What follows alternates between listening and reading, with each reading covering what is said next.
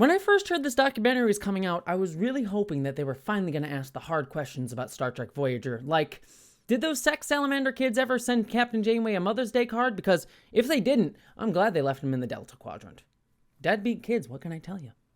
Hello interwebs, I hope you are all doing well, because today we are going to be reviewing something extra special in the sort of Star Trek oeuvre, the soon-to-be released documentary film from 455 Films about the creation of Star Trek Voyager titled To the Journey, which is their sort of pseudo kind of follow-up to their previous effort, their movie about Star Trek Deep Space Nine called What We Leave Behind. What We Leave Behind, if you have not seen it, I think was a truly amazing and insightful documentary about my favorite Star Trek show, Deep Space Nine. And I think it was actually a really standout documentary among the many Star Trek documentaries that have come out over the years. Some about the science of Star Trek, the behind the scenes of numerous different Star Trek shows. There was a recent one on the History Channel called The Captain Seat that was also very good. But What You Leave Behind was a truly insightful documentary that even for someone like me who already knew a ton about the behind the scenes of Deep Space Nine and Star Trek generally, found a lot there that I did not know. And I think a lot of that comes down to the fact that Deep Space Nine showrunner Ira Steven Behr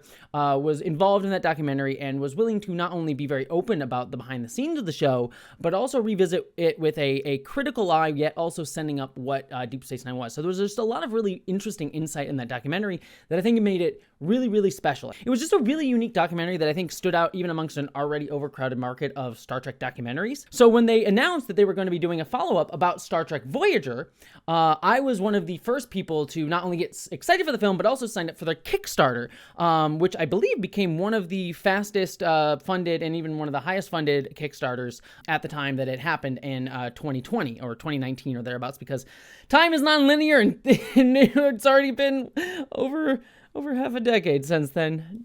That's a whole other existential crisis that we won't deal with right now. But yes, I was very excited for this film.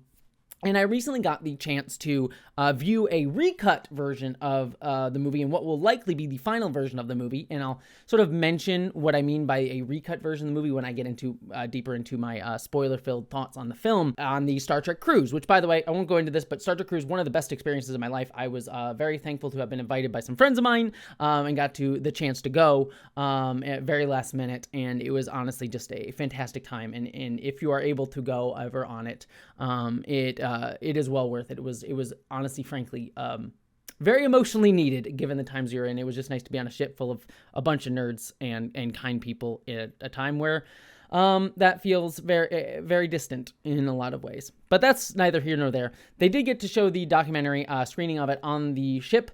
I got to see it, and I just want to chat with all of you about my thoughts on it. Star Trek Voyager is such an interesting beast within the Star Trek franchise, because I think at the time, especially that it came out, it was sort of like trying to live up to the legacy of Next Generation. It had a lot of stuff put onto it as sort of taking the mantle of the Next Generation as the Next Generation crew into the movies, but it also had to launch a new network with UPN. It had a woman captain, which was certainly something that had put a lot of scrutiny on it, both behind the scenes and in front of the camera.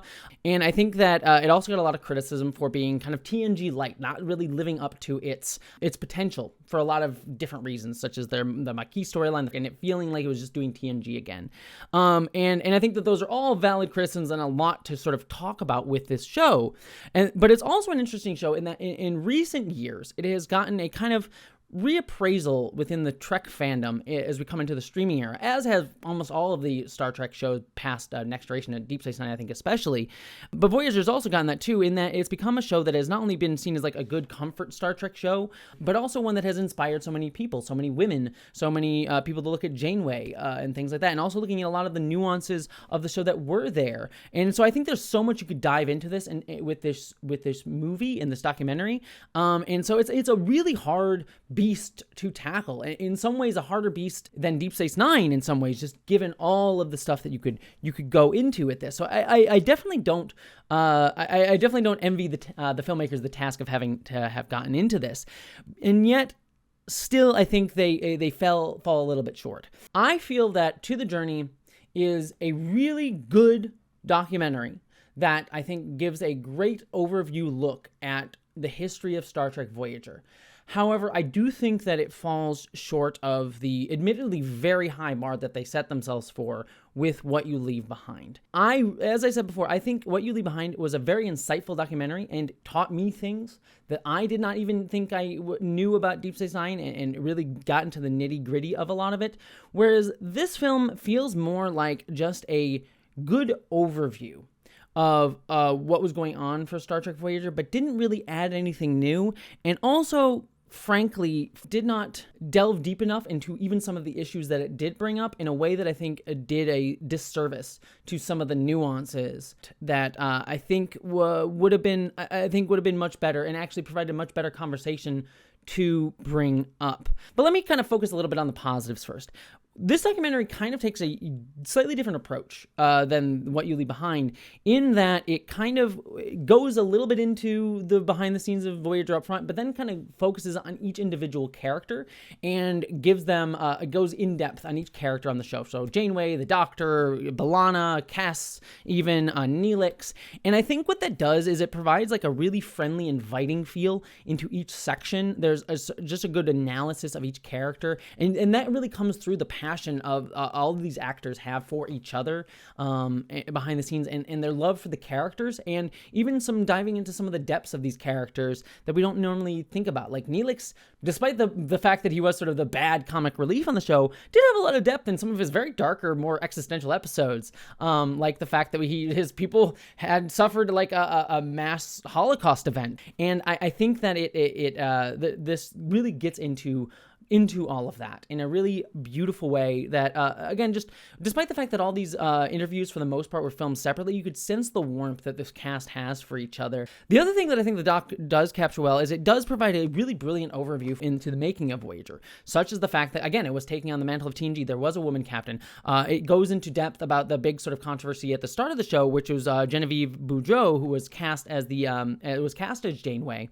for the part initially, but then had to leave the show due to numerous different things, such as the pressures of working in TV, not understanding the scientific dialogue. And I think the movie does a good job getting into all that and sort of like presenting like a good emotional arc. So like when the movie gets to the point where Kate Mulgrew arrives on the scene, you feel that in the documentary. In fact, during my screening, people like yelled and hollered when they got to the part where Kate Mulgrew shows up. And I think the documentary really captures that good narrative arc in a really, really wonderful way. So like there is a lot of strength in the structure of this documentary specifically that I really loved. And I also will say is that they do allow some really clever and subtle editing to get at some of the controversies here. I have made no light of the fact that I am not a fan of Rick Berman for the sort of head executive in charge of the Star Trek franchise after the death of Gene Roddenberry, for numerous things, such as his treatment of women and people behind the scenes, some of his limiting of what Star Trek could be behind the scenes, his homophobia that occurred throughout some of the franchise. So I do not like Rick Berman.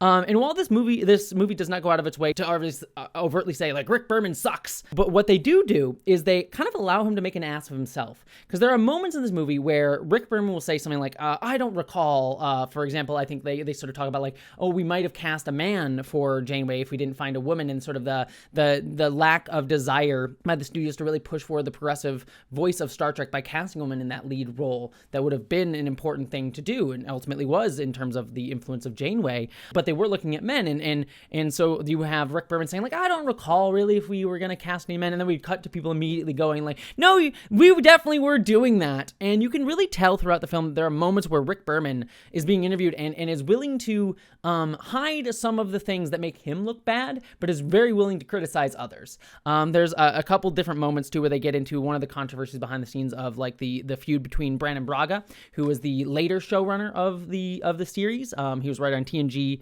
and Voyager, and then eventually Enterprise, and his feud with his former longtime collaborator Ronald D. Moore, who went on to make Battlestar Galactica, but also was on TNG, was a writing partner with Braga on TNG, the movies Generations of First Contact, and then in Deep Space Nine, and then came to Voyager, and having to work with under Brannon Braga as showrunner, their sort of friendship broke down, and the movie gets into all of that.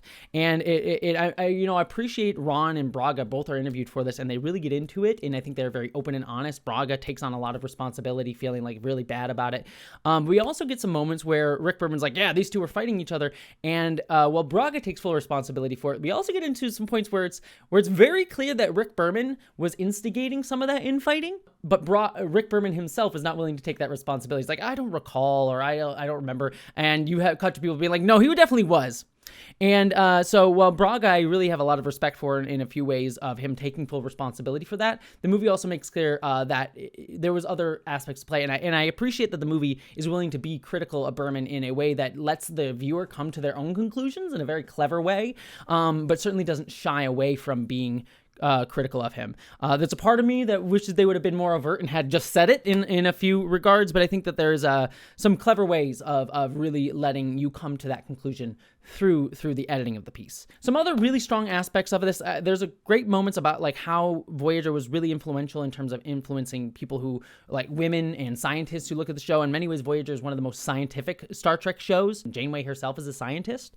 And so they interview people, including my friend, Dr. Ann McDonald, who is the current science advisor for the Star Trek franchise, but they interview her about how she viewed Janeway as a mentor while she was getting her doctorate. And just her talking about the influence Janeway had on her at that time in her life when there weren't a lot of women figures in STEM to look up to, still aren't enough, and how influential Janeway was in that. So I think like these are really strong moments throughout the documentary that I really, really loved. However, to get into my bigger criticisms of the movie, one of the things that when they announced this movie, that came up was a lot of fans saying, we really want you to make sure you're not shying away from the controversies of what went on behind Voyager.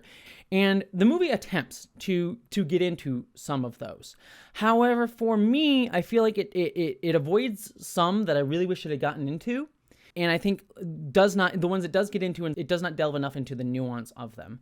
One of the big ones for me is they get into the controversy of Jeri Ryan stepping into the show as 7 of 9 and her kind of being used as the sex appeal of the show. For many of you who don't know, Jeri Ryan, she played 7 of 9. She was put in that Borg cat suit and was very much like, oh, look at the hot lady, the tits and ass of Star Trek that Rick Berman constantly liked to add to Star Trek shows. And to be fair, Gene Roddenberry before him did as well, both on the original series and Next Generation with all the suits that Troy was put into on that show. Rick Berman certainly didn't evolve that and in some ways exacerbated it. And it also goes into the fact that 7 of 9, despite being the sex appeal of the show, was also one of the best written characters on the show, even beyond just being seen as the sort of superficial, sex appeal that they were trying to sell the show on. And so they get into that discussion. And the way they frame the controversy, because what happened behind the scenes, there was a feud between Kate Mulgrew and Jeri Ryan. And the movie does talk about the fact that Kate did actively not treat Jeri Ryan well. But the movie kind of frames it as Kate Mulgrew seeming kind of petty towards Jeri Ryan, of like, I was the lead of this show and now you have this other woman coming in and I'm getting jealous of her kind of stealing the limelight from me. And that's kind of the way the movie frames it. The issue wasn't just that, Kate Mulgrew was jealous of Jeri Ryan or something like that. It was the fact that Kate had a lot of pressure on her as the first woman captain of a Star Trek show, a show that is in many ways sold to a male audience. And as a result, she was constantly thinking about that, constantly thinking about like she couldn't be in any romantic relationships on the show because then she worried that the male audience wouldn't want to identify with her. She needed to constantly have that strength as a female captain. The pressures on her that she felt with the executives constantly coming in and changing her hair and adjusting her outfit and pressuring her in ways that they would not a dude. Her looking at that and then looking at Jeri Ryan coming in as a sex appeal of the show and her having a problem with them, to her mind, degrading the presence of womanhood on the show in a commanding presence by just having this tits and ass character. And she very much put that anger off on the wrong target. Jeri Ryan deserved none of it. But it very much speaks to this dynamic that we see in real life of how women are seen to be pitted against each other when it is the patriarchal system and oftentimes the men at the top that are the ones setting up that dynamic. And the movie never really addresses that core problem, instead just framing it as a rivalry between Kate and Jeri. And it doesn't really wrestle with that more systemic aspect of it, or even the Rick Berman of it all sort of being a personification of that systemic aspect. And as a result, I think that lessens that. A couple other things they don't even address also are things like the fact that Chakotay, was written as an indigenous man, and yet there are many problems about his portrayal of indigenous people, such as the fact that Robert Beltran was himself not an indigenous American, the fact that the character was written as sort of a sort of amalgamation of a fake tribe instead of having actual specificity and making it being like we can just make up indigenous people's stuff. We don't need to have any specific tribe, right? And that being offensive. Some of the stuff with some of his storylines, such as them, there's being an episode where like aliens apparently gave the indigenous people their culture, which is a very racist trope. And the fact that the indigenous coordinator on the show was not actually indigenous himself. Was actually a fake and was actually known as a fake before he was hired on Voyager. And no one on Voyager did their research to find that out when they hired him. And all of that is just, that it's really worth talking about. And there's really only a single line in the film from Rick Berman that kind of alludes to it, but never even really addresses it. And I think that's kind of disappointing that they never really delve into that with any depth. There's a couple other things here and there too, such as like the fact that the movie talks about how many of the actors on the show, like Robert Duncan McNeil, Tim Russ, Roxanne Dawson, all got to direct on the show. And it talks about that, and they actually put a lot of praise on Rick Berman for allowing that to happen, sort of continuing stuff from like Jonathan Frakes being able to direct behind the scenes on TNG. But it never actually gets into the fact they mention it oblongly, but they don't really delve into it. The fact that there was a lot more criticism put on the women and men of color who got to direct than the other men. Like Tim Russ mentions that he had a shadow for 3 years before he was allowed to direct. Or the fact that Roxanne Dawson was, after she directed her first episode, Rick Berman came up to her and said, I'm going to give you another chance to fail.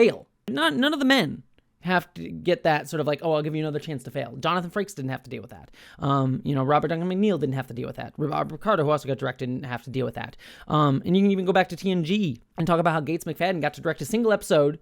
After 7 years, she got to direct a season 7 episode. And after that episode didn't do well, she didn't get to direct any more episodes of Next Generation. And sort of the sexism involved in that and some subtle racism that you could kind of talk about with that. And it never really delves into that. You get hints towards it, but never delves into it. And it's just like, I would have liked a little bit more digging into that stuff in a way that the Deep Space Nine documentary did much better. And in a way that's disappointing. One of the things that the Deep Space Nine documentary did, as I mentioned before, is that it had a whole segment of it where they did something special, which was have a writer's room in the documentary, and they wrote a new episode, kind of pitched a new episode of a supposed season 8 of Deep Space Nine. And they animated it, and it was a really cool, like, insightful B story. And it was clear for this movie they wanted to do something like that, do a B story for the documentary that was sort of outside of the main narrative.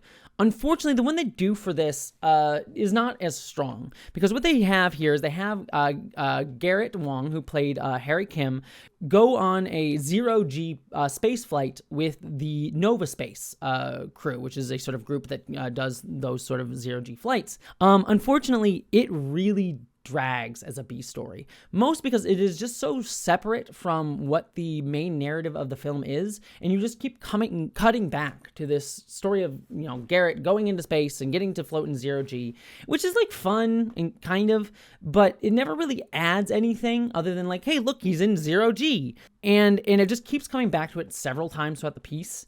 In a way that just really halts the pace and doesn't add anything new. Like, one of the things that I would have liked is, like, they never really talked to any of the people that work at Nova Space about their feelings about Voyager, or about Garrett, or about him being there, which would have, like, felt like it was additive, right? Like, it would have felt like, oh, you get to see what it was like, what Voyager meant to people today, all these years later. If they talked to him and be like, yeah, we're so honored to bring him into space. Like, Voyager meant a lot to me. So to, like, actually bring these actors into space was really cool.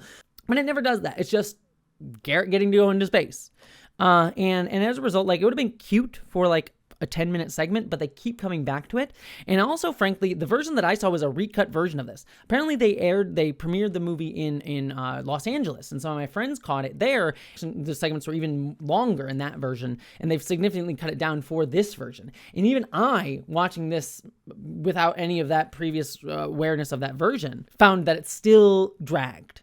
And honestly, if I'm being frank, I think it could be cut entirely and you wouldn't lose anything from the piece. In fact, I think it would be much stronger. It just didn't have the insight or cool factor that the writing of a theoretical season 8 episode that the Deep Space Nine one had was. And it just felt distracting and it just killed the pace. And so I think that it is a Just not a great section of the movie, and I think really kills a lot of its pacing and drags it down. The other element of it that I just wish they had gotten into, and part of it's just part of, the fact that they've been working on this for 5 years. It was filmed a lot during COVID, is the fact that since they announced this project and today, between then and now, Voyager's had a kind of minor resurgence in Star Trek. Like, for example, the fact that Star Trek Prodigy, the animated show, that is still kind of in limbo. We want a season 3 of Prodigy, everybody. Brought back Janeway, and also brought back other characters from Voyager, like Chakotay and the Doctor. Seven of Nine herself being a main character on Star Trek Picard, the live-action series. So characters from Voyager going into even to live-action. And so Voyager having a big influence on where Star Trek is directly right now, with characters and storylines being continued. And I would have liked, some acknowledgement of that aspect of things, of like, hey, Voyager was this influential thing when it was on TV, and still has influence to this day, not only in terms of the people it's influenced who watched it, but also Star Trek itself to this day. That's, again, it's not necessary, but I think it made their argument about how the strength of Voyager a little bit more palpable and stronger, and fully encompassed a lot of where Star Trek Voyager is today. Unfortunately, that's probably just part of the production pipeline of this. They've been working on it for forever. If they were going to recut it, that's something I would think you could add, and get a lot of insight into the influence of Voyager from. To kind of wrap out on some good positive notes, just to say it here, there is some really good stuff. They go into Jerry Taylor, who recently passed away, was one of the big people who helped create the show, and her influence, and I really appreciated that. Jerry Taylor is someone who does not always get her due in the history of Star Trek, and I think they really did honor her very well in this. And I think ultimately it really does capture Voyager meant to a lot of people, that it was an imperfect show and yet a really beautiful show, and a perfectly wonderful part of the Star Trek narrative. And I think it really does at least capture that spirit. It doesn't encompass it totally in ways that I would have loved, but I do think at the very end it does capture that. And there is still a lot of strength in the structure and narrative of this, that I think shows clear talent from the 455 team. I just have to say that I do not think it ever reaches the highs of What You Leave Behind, and I am disappointed in some of its handling of the behind the scenes of the film. But I still ultimately think there's a lot of good here, and a lot of joy. As someone who knows a lot about behind the scenes of Star Trek and Voyager specifically, and is a big Trekkie, I found this film to be nice and sweet, and yet not exactly insightful. There wasn't anything in here that I particularly found new. And certainly I think any Trekkie would enjoy this movie. But I don't think if they know a lot about Voyager, they're not going to get a lot out of it. And frankly, I also think there's a few things that I wish they had delved deeper into. However, if you are someone who does not know a lot about Voyager, I think that this is a really great starting place for you to delve into that behind the scenes. It'll give you a great overview of that story, that hopefully then you can jump in deeper if you want to, in the numerous other books and documentaries that have been made about Voyager since then. But I think it's ultimately just not as deep or strong as What You Leave Behind. But I am excited for their other stuff. There, you do have a Michael Westmore documentary coming out in next few years, I'm sure. They've announced it and are talking about it. So excited about that. So I'm certainly looking forward to more from this team. That's my thoughts, though, on To the Journey. What did you think about it, though? I'd love to hear your thoughts when you're able to see it. I don't think it is officially released yet, but should be releasing soon. But yeah, that's my thoughts on To the Journey. I will see you all next time, and hope you all, my friends, live long and prosper.